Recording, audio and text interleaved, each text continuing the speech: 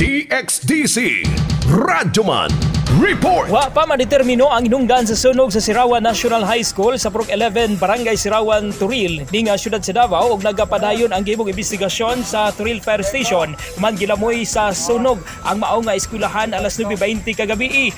Base sa report gikan sa Turil Police Station na Sayran nga duha ka room ang totally damaged ug usa ka room ang partially damaged. Adunay estimated damage ug 300,000 pesos nga niabot kini og first alarm ang sunog. Sumala pa na fire out ang sunog alas 9:52 gabi. Pinon walay casualties o nasamdan atol sa sunog. Nainabi usab sa DXDC News Team si SFO4 Ramil Hilyado, Davao City Fire District Intelligence and Investigation Section Chief. Gisulti na nga initial nga investigasyon nga karaan na ang mao nga building og namatikdan nga adunay pag-fluctuate sa kuryente.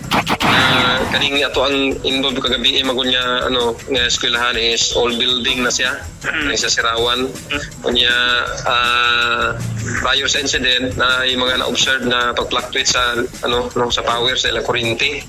So ang ato ang advice atong reminders sa ato ang mga teachers or sa mga principal nato nga kaningani nga mga building nato nga karaan kay usually ang ma-observe nato during sa atong pagkanda ko inspection lalo na kanang during opening sa klase ang mapansin mo nato ang linya sa kuryente sa mga eskwelahan.